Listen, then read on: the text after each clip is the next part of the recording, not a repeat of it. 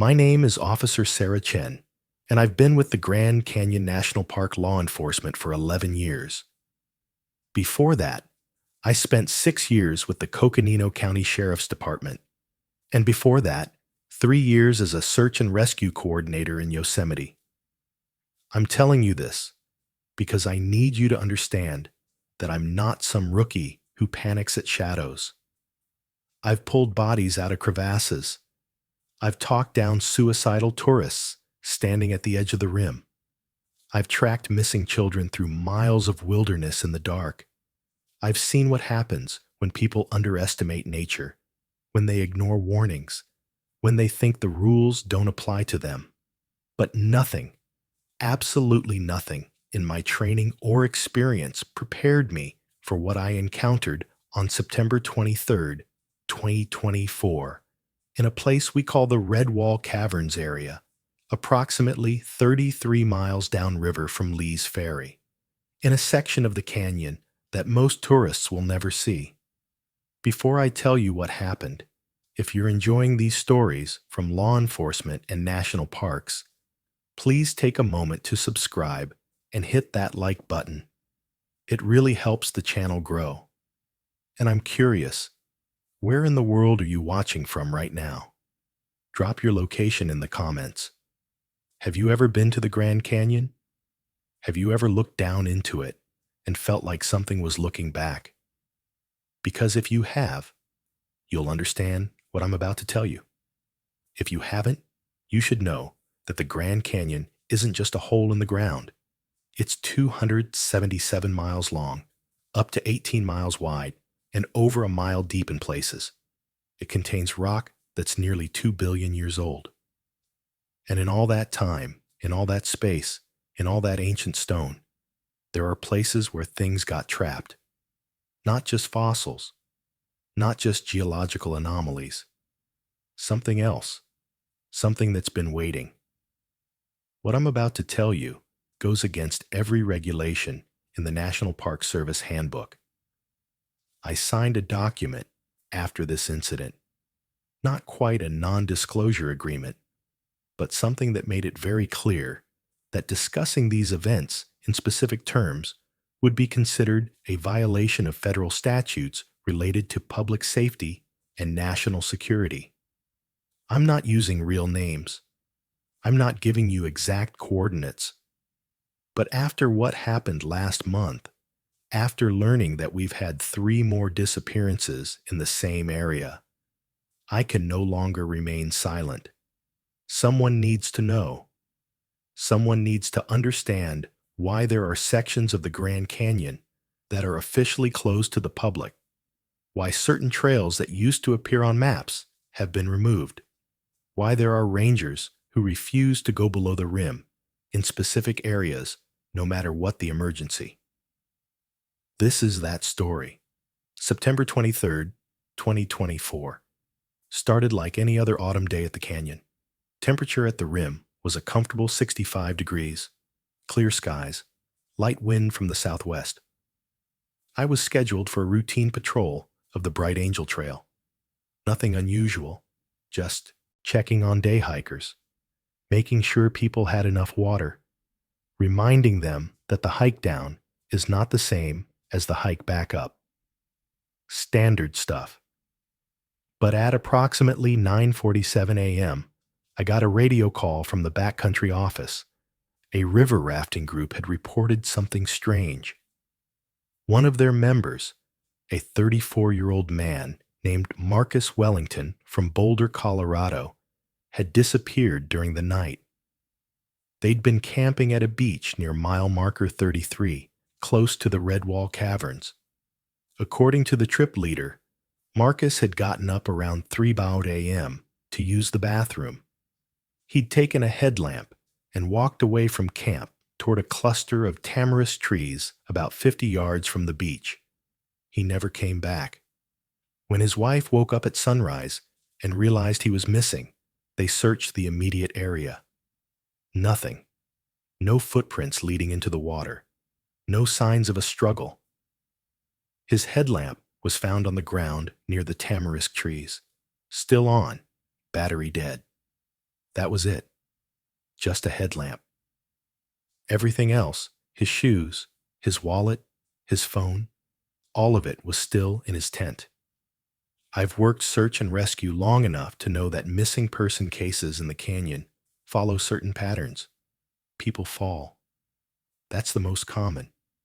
They take a selfie too close to the edge. They lean back. They slip on loose rock, and gravity does the rest. Sometimes they wander off trail and get lost. Sometimes they suffer medical emergencies, heat stroke, heart attacks, dehydration. Sometimes, rarely, they jump intentionally. But people don't just vanish. They leave traces, footprints, disturbed vegetation, blood, something. The fact that Marcus had left his shoes behind was the first wrong detail. Nobody walks barefoot in the canyon, not at night, not over the kind of terrain we're talking about. The rocks down there aren't smooth river stones. They're jagged, sharp, covered in thorns and cactus spines. Walking barefoot would be agonizing. Yet according to the initial report, there were no bloody footprints, no signs of injury, nothing to indicate he'd hurt himself. I reached the rafting group's location by helicopter at approximately 11:30 a.m. The pilot, a guy named Rodriguez, who'd been flying in the canyon for 15 years, set us down on the beach about 100 yards from where the group had made camp. The moment I stepped out of the helicopter, I felt it. I can't explain exactly what it was, just this sense of wrongness, like the air pressure was slightly off, like I'd just driven up a steep mountain and my ears needed to pop, but wouldn't. Rodriguez felt it too. I saw him glance around, saw the way his hand tightened on the collective. He didn't say anything, but I knew. Pilots develop instincts about places.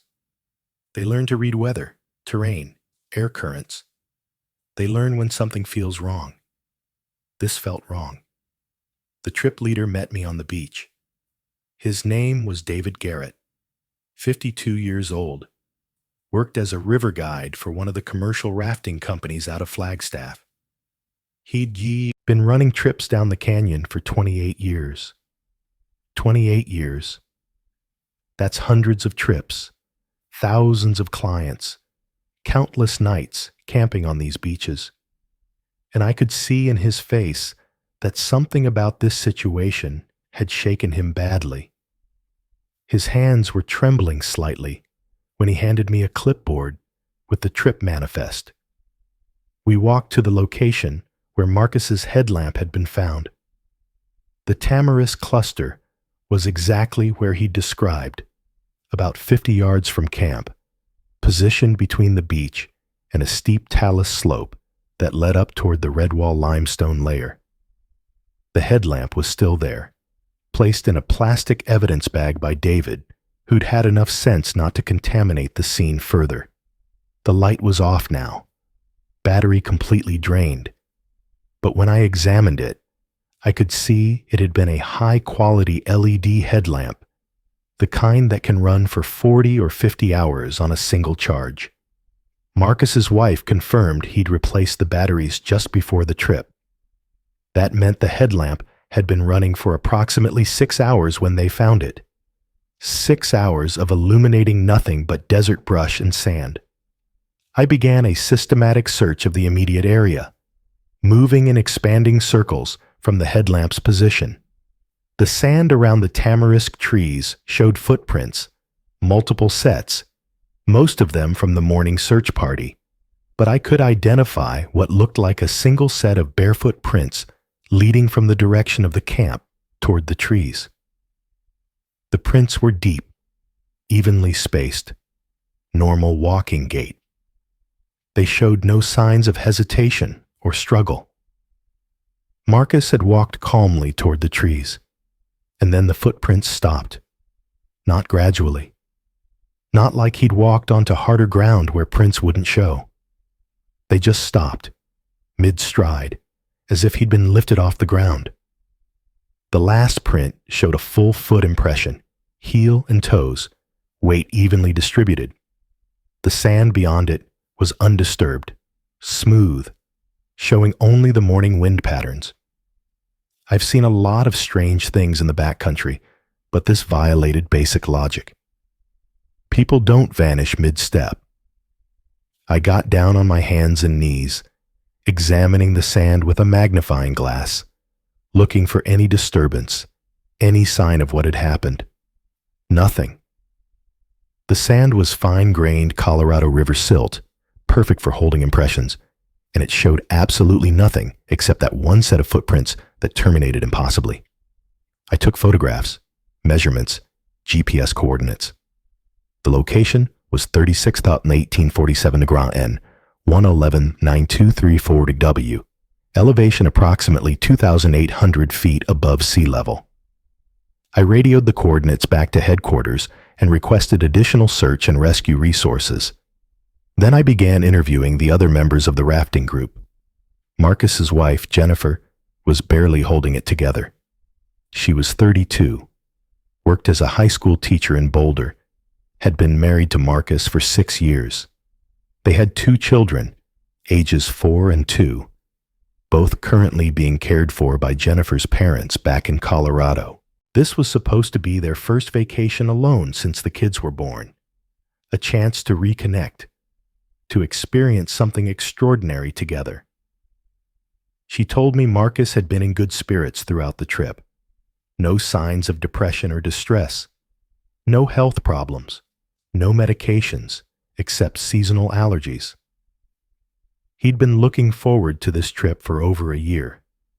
They'd trained for it, buying camping gear, taking weekend hikes, getting in shape for the physical demands of river rafting.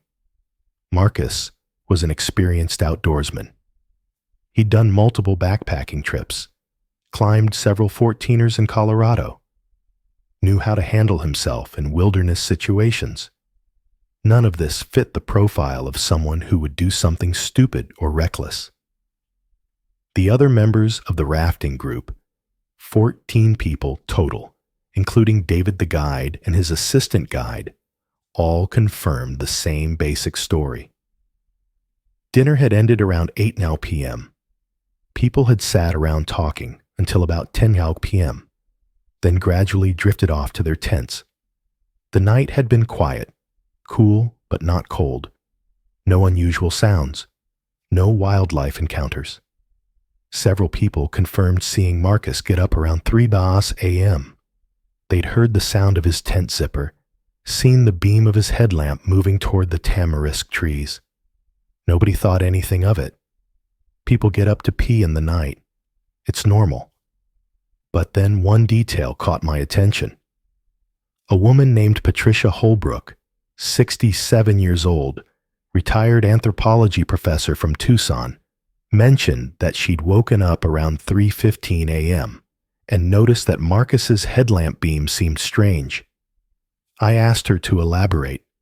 She said it wasn't moving the way a headlamp should move when someone's walking. Instead, it was perfectly still, aimed at one spot on the ground near the tamarisk trees, not bobbing or weaving the way it would if someone was moving around or conducting normal bathroom business. She'd watched it for several minutes, wondering if Marcus was okay, if maybe he'd bent down because he felt sick. But the beam never moved. It just stayed pointed at that one spot. After about 5 minutes, she'd fallen back asleep. When she woke again at sunrise, his wife was already up and looking for him.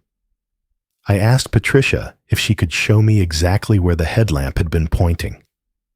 She walked me to a spot about 10 feet from where we'd found the headlamp itself, an area of sand between 2 tamarisk trees. The sand there looked normal, undisturbed, no different from any other patch of ground in the area. But when I crouched down to examine it more closely, I noticed something.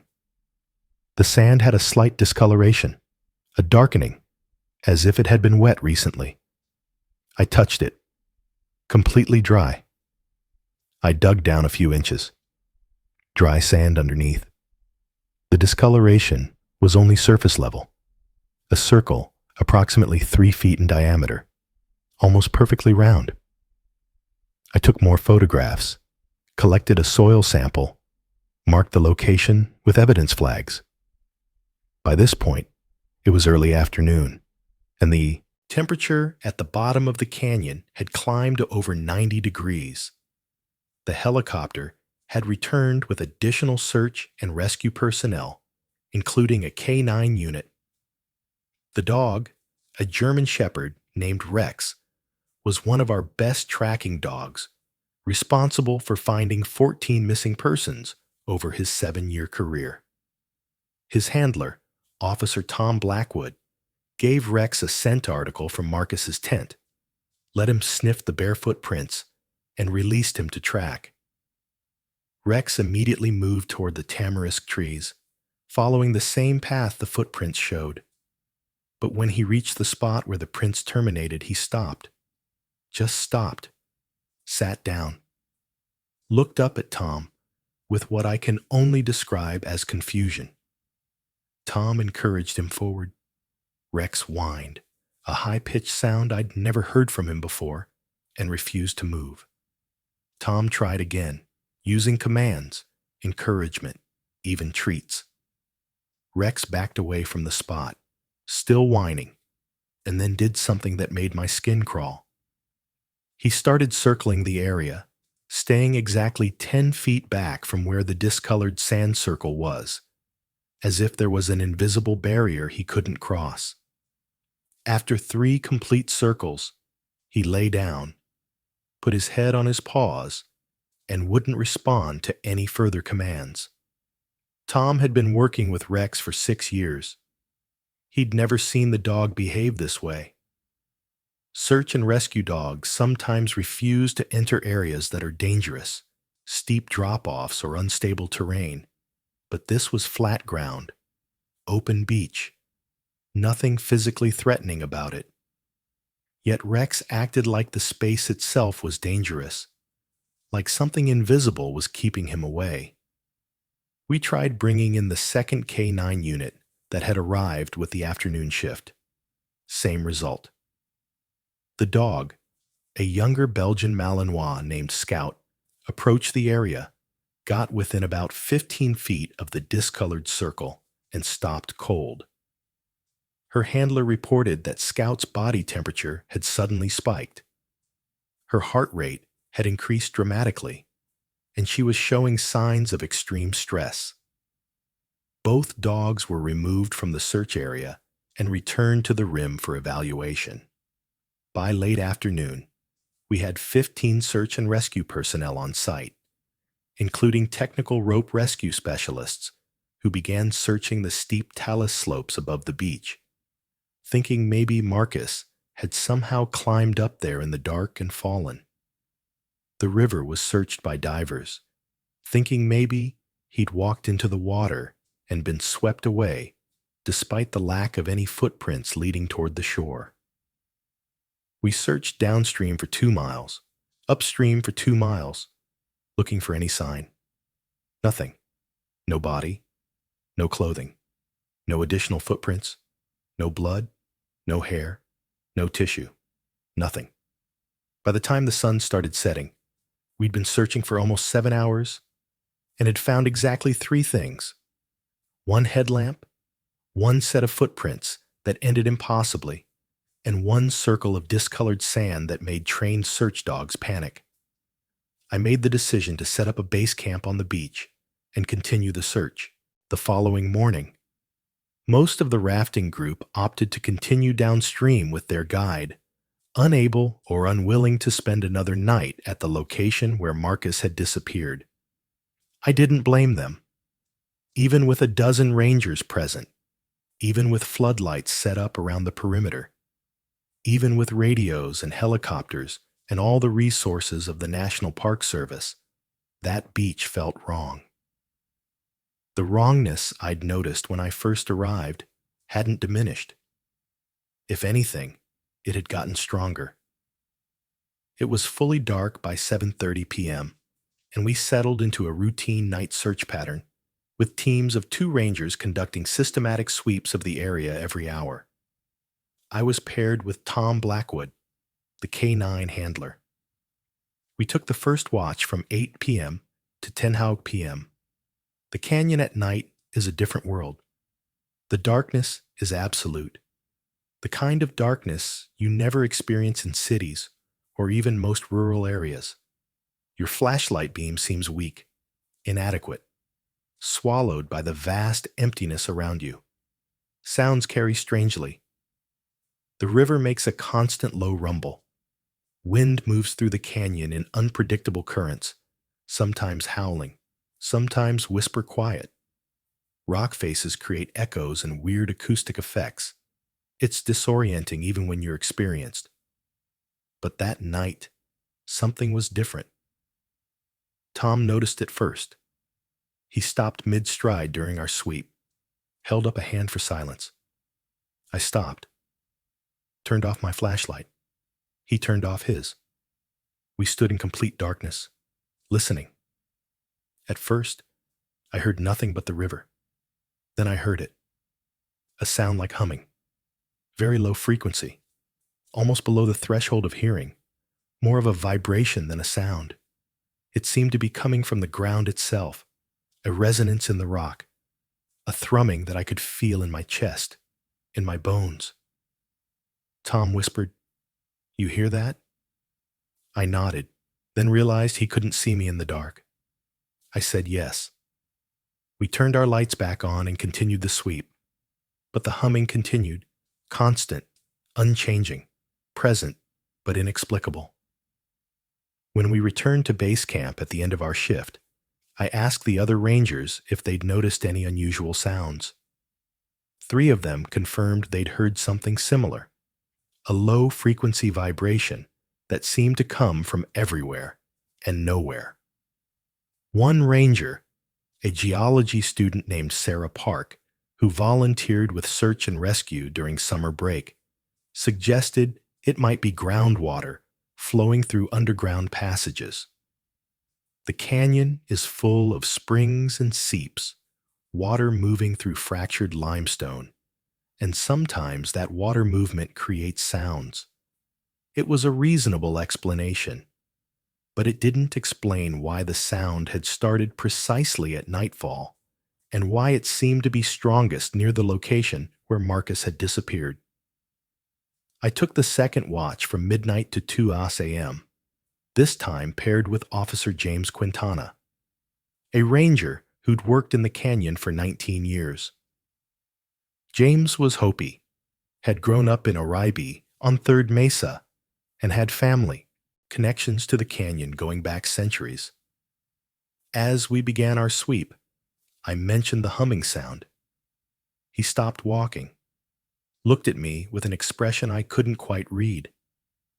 Then he said something that changed everything. He said, "This is Sipapu territory." I asked him what that meant. He hesitated, clearly uncomfortable, then explained. Sipapu is a Hopi concept, a sacred opening in the earth through which humanity emerged from the underworld into this world. According to traditional beliefs, there are multiple Sipapus throughout the Colorado Plateau, places where the boundary between this world and the lower worlds is thin, places where things can pass through. The Hopi people believe that one of the major Sipapus is located somewhere in the Grand Canyon, though the exact location is kept secret, known only to certain religious leaders. James said his grandfather, a respected elder in the village, had once told him that there are places in the canyon where people should not go, places where the earth itself is sacred and dangerous, places where the laws that govern normal reality don't fully apply. I'm not a religious person. I was raised Methodist, attended church sporadically as a child, stopped going entirely in college. I believe in what I can see, measure, document. I believe in evidence. But standing there in the dark, feeling that vibration in my chest, Looking at James's face in the dim light of our headlamps, I felt something shift in my understanding of the world. James asked me if I'd noticed anything else unusual about the search site. I told him about the dogs, about the circle of discolored sand, about the footprints that stopped mid-stride. He nodded slowly, as if confirming something he'd already suspected. Then he told me a story. In 1956, a river expedition disappeared in the same area of the canyon. The expedition consisted of 4 men, all experienced outdoorsmen, led by a geologist from the University of Arizona, who was conducting research on the Redwall limestone formations. They'd been dropped off by another rafting party at a beach near mile marker 33, planning to spend a week hiking and collecting rock samples. When the rafting party returned to pick them up a week later, the men were gone. All of them. Their camp was still set up, tents intact, food supplies untouched, research equipment laid out carefully on tarps. But no sign of the men themselves. No footprints leading away. No indication of where they'd gone. The search lasted for 3 weeks, involved dozens of rangers and volunteers, covered hundreds of square miles. They found nothing. Eventually, the search was called off. The official explanation was that the men must have been swept away by a flash flood, despite the fact that there'd been no rain in the area, and the camp itself showed no signs of water damage. The unofficial explanation, the one that James's grandfather had told him, was that the men had gone into a place they shouldn't have gone, had crossed a boundary they shouldn't have crossed, and had been taken. I asked James what he meant by taken. He struggled to find the right words in English. He said, the Hopi concept doesn't translate directly, but it's something like being absorbed, being integrated, being made part of the land itself. Not death, exactly, but transformation, a change of state. He said his grandfather believed that certain places in the canyon are nodes, connection points where this world touches the lower worlds, and that these places are guarded or inhabited by beings that exist in both realms simultaneously. Humans who enter these spaces without proper preparation, without proper respect, without proper spiritual protection, can become trapped between worlds, can lose their connection to linear time, can be perceived by these beings as intruders or trespassers, and be dealt with accordingly. He said the word his grandfather used in Hopi was something that roughly translated to dissolved or redistributed. I asked if his grandfather had ever seen evidence of this. James said his grandfather had been part of the 1956 search party. He'd been the one who'd found the abandoned camp. And he'd also found something else, something that was never included in the official reports. He'd found a circle of disturbed sand, approximately 3 feet in diameter, with a dark discoloration at the center. The rest of our shift passed in silence. We completed our sweep, found nothing, returned to base camp. But I couldn't stop thinking about what James had told me. A circle of discolored sand, footprints that ended impossibly, people who vanished without a trace, a pattern repeating across decades, maybe longer. When my shift ended at 2 a.m., I should have tried to sleep, but I knew I wouldn't be able to. Instead, I got permission from the search coordinator to access the Park Service archives, which are partially digitized and accessible via satellite internet connection. I spent the next 3 hours searching through incident reports, missing person files, historical records, anything I could find related to disappearances in the Grand Canyon. What I found chilled me. Since 1900, there have been approximately 770 documented missing person cases in Grand Canyon National Park. Most of these have been resolved. People are found alive, lost, but unharmed. Bodies are recovered from falls or medical emergencies.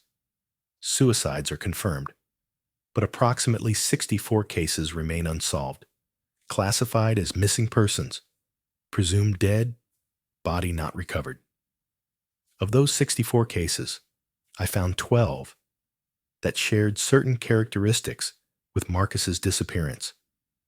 All of them occurred in the inner canyon below the rim. All of them involved people who disappeared during the night or early morning hours. All of them occurred within a 15-mile radius of River Mile Marker 33. And in 7 of those 12 cases, the incident reports mentioned unusual details: footprints that ended abruptly, personal items left behind in ways that made no sense, search dogs that refused to track beyond a certain point, witnesses who reported hearing strange sounds or feeling unusual sensations before the disappearance. The earliest case I found was from 1924. A geological survey team of 3 men camped near the confluence of the Colorado River and Bright Angel Creek. One of the men, a fellow named Robert Channing, disappeared during the night. His companions reported that Channing had gotten up around 3 a.m. to relieve himself and had walked away from camp with a lantern. They'd seen the lantern light for several minutes, stationary, not moving. Then the light went out. When they went to investigate at dawn, they found Channing's lantern on the ground, still warm, oil reservoir still half full. The wick had been extinguished, not by wind, but as if someone had carefully turned it off. Channing's footprints in the sand led directly to the lantern and stopped. No signs of struggle, no indication of where he'd gone. The report, handwritten on yellowed paper that I was viewing as a scanned image, included a note from the surveyor who'd led the investigation. The men report hearing a sound like singing or chanting in the hours before Channing's disappearance, though no source could be identified. The Havasupai guides we hired refused to participate in the search, stating that the area where Channing vanished is forbidden ground. They left immediately, forfeiting their wages, and would not explain their departure. Another case from 1967. A woman named Catherine Reeves, 41 years old, disappeared during a commercial rafting trip. Same area, approximately River Mile 32. Same circumstances. Got up in the night, walked away from camp, never returned. Search dogs refused to track. Her husband reported that immediately before her disappearance, Catherine had complained of feeling strange, disoriented, hearing a humming sound that no one else could hear. She described it as the earth singing. That phrase appeared in her husband's statement, recorded by rangers 3 days after the disappearance. The earth singing. I remembered the low-frequency vibration Tom and I had heard, the thrumming that seemed to come from the ground itself. Another case from 1982. A solo hiker, male, 28 years old, name redacted from the digitized files. Disappeared near Phantom Ranch, approximately 10 miles from where we were currently searching. Same pattern, night disappearance, footprints ending impossibly. But this case included an additional detail that made my hands shake as I read it. Another hiker had witnessed the disappearance, had been awake, stargazing, and had seen the missing man walking across an open area about 50 yards away. The witness described the man's movements as strange, mechanical, like he was sleepwalking or being pulled by invisible strings. The witness had called out, asking if the man was okay. No response. The man had continued walking, and then, according to the witness statement, He just faded out, like a photograph developing in reverse, until there was nothing there. The witness had run to the spot, found fresh footprints, found the man's backpack sitting upright on the ground, perfectly positioned, as if carefully placed there. Rangers had initially suspected the witness of being involved in foul play, but multiple polygraph tests came back clean, and there was no evidence linking the witness to any crime. The case remained unsolved. By 5 a.m., I had compiled a document listing all 12 cases, their dates, locations, and common characteristics. The pattern was undeniable. Something was happening in this section of the canyon, something that had been happening for at least a century, probably longer. Something that the Hopi people knew about and avoided. Something that occasionally claimed people who ventured into the wrong place at the wrong time. I printed out my findings and brought them to the search coordinator, a senior ranger named Captain Martinez, who'd been with the Park Service for 26 years. He read through the document in silence, his expression growing increasingly grim. When he finished, he looked at me and said, "Officer Chen, I'm going to tell you something that is not in any official record. This stays between us." I agreed. He continued, "In 2003, I was part of a search and rescue operation in this same area. A young couple, newlyweds, disappeared during a rafting trip. Same circumstances you're dealing with now.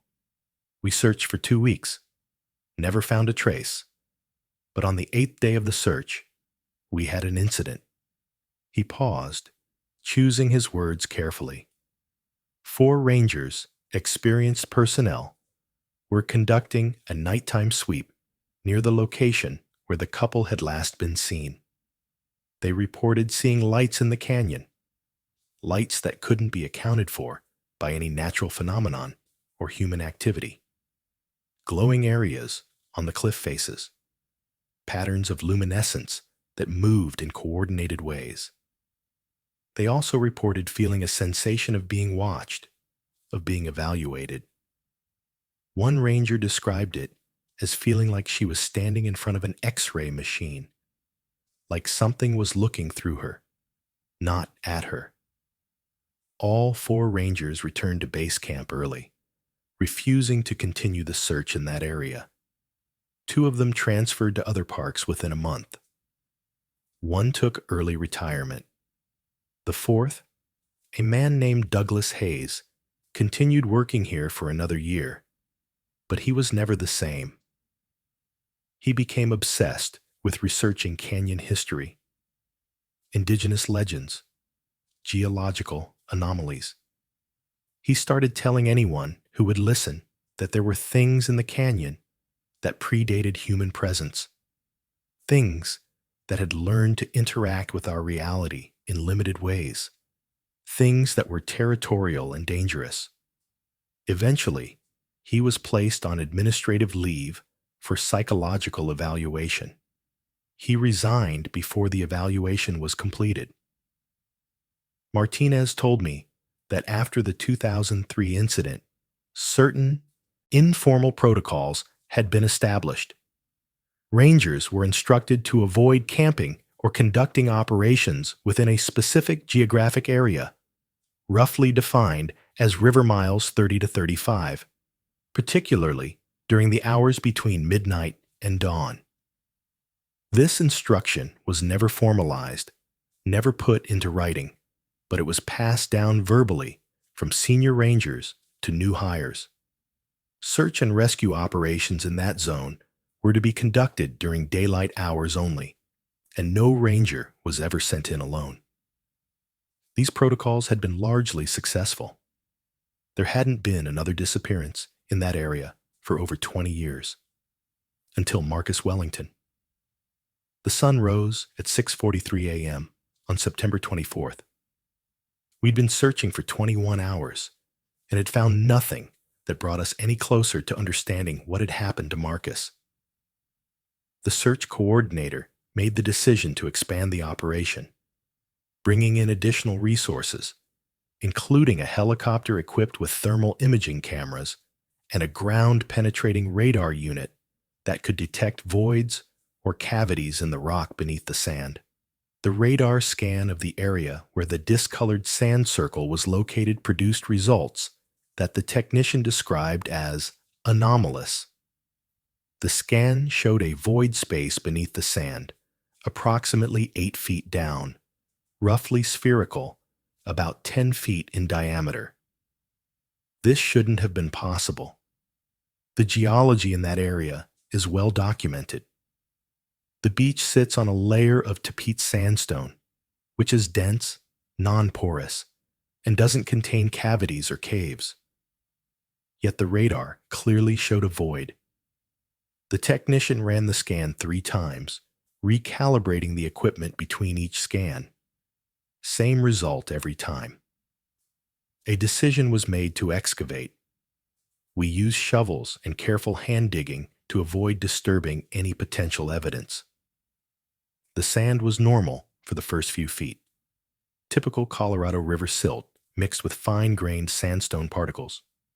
But at approximately 7 feet down, the consistency changed. The sand became denser, heavier, darker. The temperature dropped noticeably. At 8 feet down, we hit something solid, not rock. The texture was wrong. Too smooth, too uniform. We cleared away more sand, exposing a surface that appeared to be stone but didn't match any of the geological formations we should have found at that depth.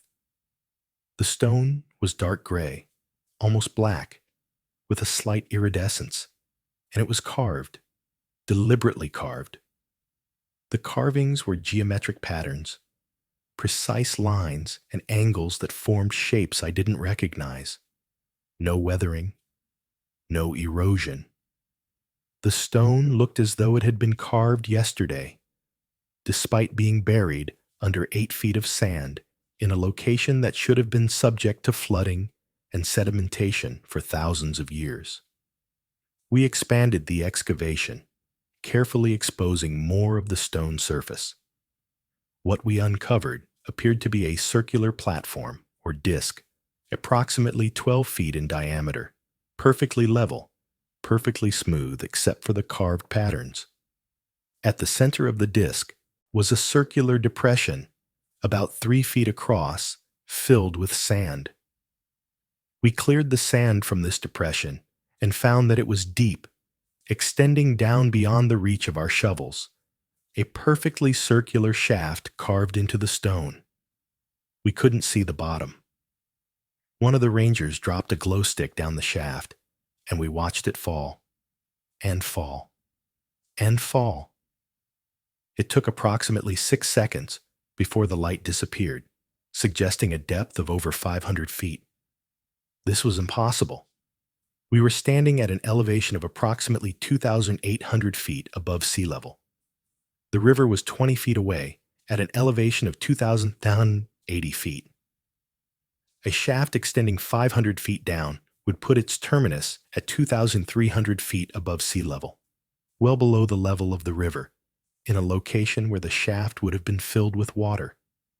Yet when we lowered a camera on a rope down the shaft, the video feed showed only dry stone walls, perfectly smooth, perfectly circular, extending down into darkness beyond the range of our lights.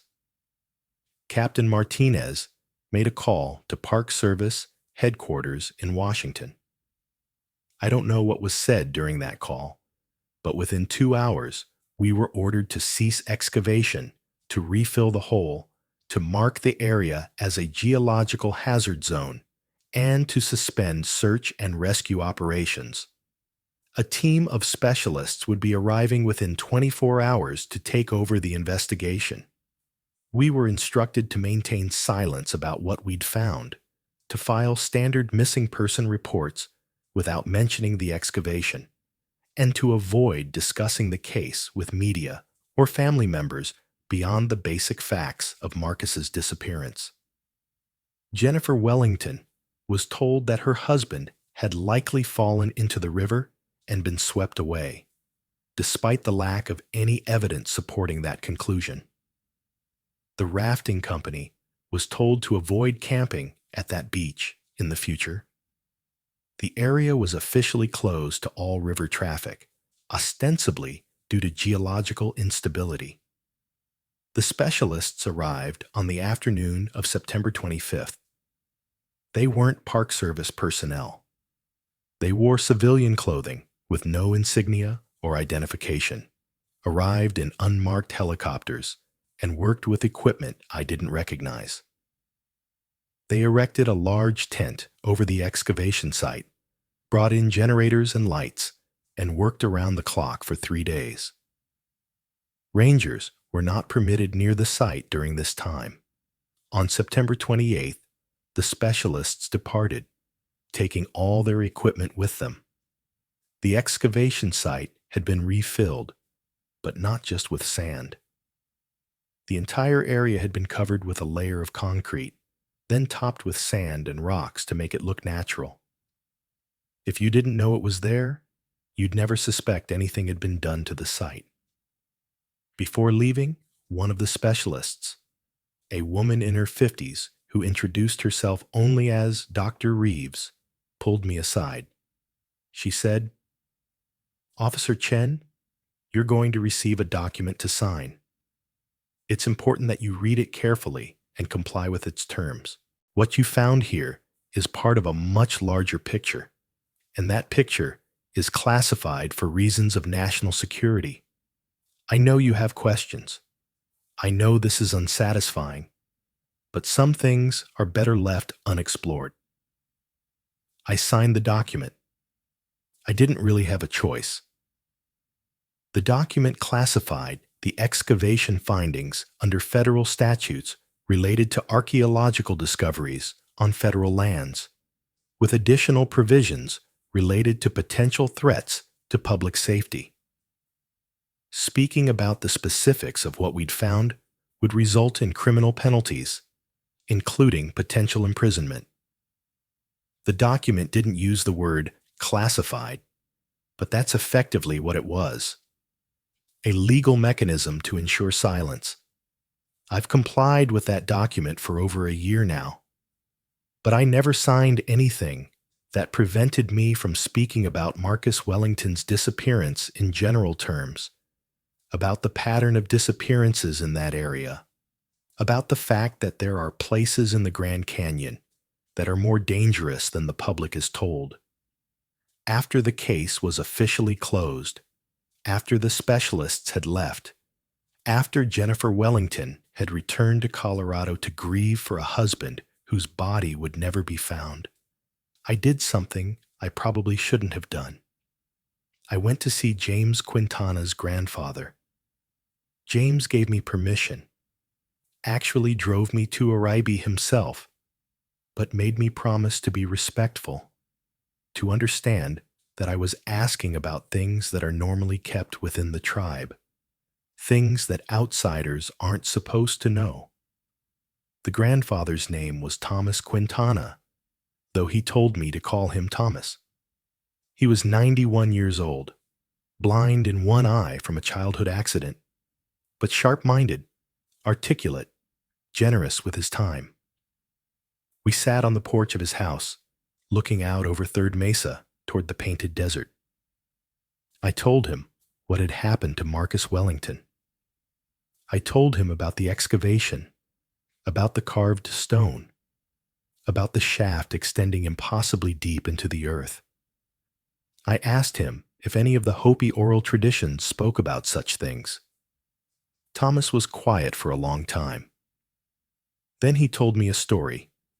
He said that according to his people's understanding, the Grand Canyon is not just a geographic feature. It's a place of emergence, a place where the boundaries between the different worlds are thin and permeable. The Hopi believe that humanity has emerged through several worlds, moving from the first world up through the second world and third world into the fourth world, which is the world we currently inhabit. Each time humanity moved from one world to the next, it was because the previous world had become corrupted or unbalanced, and the people had to climb through a hole in the sky of the lower world, which became the ground of the upper world. These emergence points, these sipapus, still exist as real physical locations, and they're not just symbolic. They're actual openings, actual passages between layers of reality. The major sipapu, the one through which the Hopi people emerged into this world, is located somewhere in the Grand Canyon, in an area that is forbidden to everyone except certain religious leaders who maintain ceremonies and protocols to keep the passage sealed. But there are other sipapus, smaller ones, scattered throughout the canyon. These are places where the barrier between worlds is thin, places where things can pass through if the conditions are right. Thomas said that his people have always known these places must be avoided, must be respected, because the beings that inhabit the lower worlds are not malevolent, but they are not human, and they don't understand human values or human life in the way we do. Time works differently in the lower worlds. Causality works differently. Death works differently. Humans who pass through a sipapu while still living are transformed, are changed, are made into something that can exist in both worlds simultaneously. This isn't death, it's transition. But from the perspective of those still living in the fourth world, it looks like disappearance, looks like tragedy. I asked Thomas if he thought Marcus Wellington had passed through one of these sipapus. He said he couldn't know for certain, but the circumstances suggested it. The time, the location, the manner of disappearance, all were consistent with what he'd heard from the elders when he was young. I asked him what happens to people who pass through. He said they become part of the structure, part of the infrastructure that holds the worlds together. They don't die, they don't suffer, but they no longer exist in linear time. They exist in all times simultaneously, past and present and future, and they can sometimes be perceived by sensitive people as presences, as guardians, as voices in the wind. He said the 1956 expedition he'd been part of, the one where 4 men had disappeared, he'd seen something during that search. He'd been camped alone one night, on watch, and he'd seen a figure standing at the edge of the firelight. The figure looked human, but its edges were blurred, indistinct, and it seemed to be looking at him with an expression of profound sadness. The figure had raised one hand, as if in greeting or warning, and then faded away. Thomas said he'd recognized the figure's clothing as matching what one of the missing geologists had been wearing. He'd never reported this to the other searchers. What would have been the point? I asked Thomas if there was any way to retrieve someone who'd passed through a sipapu. He said no. Once the transition occurs, it's irreversible. The person no longer exists as a discrete individual in the fourth world. They've been integrated into something larger, something that spans multiple levels of reality. He said the best thing survivors can do is understand that their loved one hasn't been destroyed, just changed into something we can't fully comprehend. He said it's similar to what Western science calls quantum superposition, where a particle exists in multiple states simultaneously until observed, except in this case, the person exists in multiple times and places simultaneously, without the limitation of observation collapsing that superposition. They become part of the permanent structure of reality itself. I asked if he thought this was what the carved stone was, the one we'd found beneath the sand. He said almost certainly. He said the carvings are maps, or instructions, or keys. The patterns mark the boundaries of a sipapu, define its parameters, regulate its function.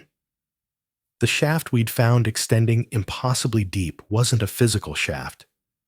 It was a passage between worlds, and the reason it appeared to extend down when measured with instruments was because our instruments were measuring distance through folded space, through dimensions that don't follow Euclidean geometry. Before I left, Thomas gave me a piece of advice. He said I should stop trying to understand this rationally, because Western rationality is built on assumptions about how reality works that are simply wrong. He said I should instead focus on accepting the limits of my knowledge, on doing my job with integrity, and on warning others to respect the boundaries that have been established. He said some places are forbidden for good reasons, and those reasons don't need to be fully understood to be valid. I drove back to the Grand Canyon that evening, arriving after dark. I stood at the rim near Yavapai Point, looking down into the vast darkness of the canyon below. I thought about Marcus Wellington. I thought about the other 11 people who disappeared in that area over the past century. I thought about the carved stone, the impossible shaft, the specialists who'd arrived and covered everything up. I thought about Thomas's words, about Sipapoose and transformation, and the possibility that death is just transition to another state of existence. And I realized that I believed it. Not because I'd seen proof, not because I could explain it scientifically, but because the alternative, that Marcus had simply vanished for no reason, that there was no pattern, no meaning, no framework for understanding what had happened, was somehow more terrifying than accepting that there are aspects of reality we don't and maybe can't fully understand. I've continued working as a ranger at the Grand Canyon for the past year. I've responded to dozens of search and rescue calls, helped hundreds of tourists, written countless incident reports. But I've never forgotten what happened in September 2024. And I've noticed something in the months since. The disappearances haven't stopped. Last month, 3 more people went missing in the same general area of the canyon, same circumstances, night disappearances, no bodies found, no evidence except the growing list of names, of lives that transition from the fourth world into whatever lies beyond. The Park Service continues to issue standard explanations: falls, drownings, people who wandered off trail and got lost. But those of us who know, those of us who've seen what's really happening, we understand the truth. The Grand Canyon is not just a tourist destination. It's not just a geological wonder. It's a threshold, a boundary, a place where the world we know touches other worlds we don't. And sometimes people cross that boundary. Sometimes people are called to cross it, drawn by something we can't perceive, transformed by forces we can't measure. They don't die. They become part of something larger, something older, something that was here long before humans arrived and will be here long after we're gone. Their consciousness expands, integrates with the stone and the earth and the vast timeline of geological deep time. They become the canyon itself, in a sense. They become part of its memory, part of its structure, part of its eternal presence. If you're planning to visit the Grand Canyon, if you're going to hike below the rim or take a river trip, I want you to understand something. Most of your visit will be safe, beautiful, transformative in the normal sense of that word. The vast majority of the canyon is exactly what it appears to be, an extraordinary natural landscape. But there are places, small areas, unmarked boundaries, where something else exists. You probably won't encounter these places. The odds are overwhelmingly in your favor. But if you're camping below the rim and you wake up in the middle of the night feeling strange, feeling drawn to walk away from your camp, feeling like the earth itself is calling to you. Please fight that urge. Stay in your tent. Stay with your companions. Wait for daylight. And if you see someone walking away from camp in the night, moving strangely, moving mechanically, don't follow them. Alert the rangers. Let us handle it. Because once someone crosses that threshold, once they pass through that invisible boundary, there's nothing anyone can do. I still see Jennifer Wellington sometimes when I'm scrolling through social media, when I'm reading updates from the various missing persons advocacy groups. She's continued to advocate for better search and rescue protocols, for more resources, for more transparency about canyon disappearances. I respect her enormously for that work, but I can't give her the truth she deserves. I can't tell her that her husband didn't die in the canyon. He became the canyon. He's there now, in all times, simultaneously. His consciousness expanded across dimensions, part of the structure that holds reality together. Is that comforting? I don't know. Maybe someday I'll find a way to tell her. Maybe someday the truth will be acknowledged publicly. But for now, all I can do is continue my work, continue warning people when I can, continue respecting the boundaries that the Hopi people have known about for thousands of years. Before you go, I want to emphasize something. Drop a comment if you've ever visited the Grand Canyon. Have you ever felt something strange there? Have you ever woken up in the night feeling drawn to walk into the darkness? Have you ever stood at the rim and felt like something vast and ancient was looking back at you? Because if you have, you're more sensitive to these boundaries than most people.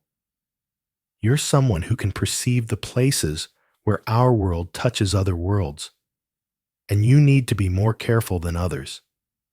You need to respect the warnings, follow the rules, stay on marked trails, camp only in designated areas. The canyon is sacred. The canyon is powerful. The canyon is alive in ways that we're only beginning to understand. Time isn't a line. Time is a web, and the Grand Canyon sits at one of the major intersection points of that web. Past, present, and future all exist simultaneously there. The ancestral Puebloans who built their structures in the canyon walls 1,000 years ago still exist there. The Spanish explorers who first recorded their amazement at the canyon scale still exist there. The river guides and geologists and tourists who've disappeared over the past century still exist there, and Marcus Wellington exists there now too. Not dead, not gone, transformed, expanded, integrated into something vast and eternal. Welcome to the Grand Canyon. Respect its boundaries, honor its mysteries, and if you hear the earth singing, if you feel that low-frequency vibration calling to you in the night, turn around, go back to your tent, stay with the living, because some passages are meant to be one way, and some transformations can't be reversed.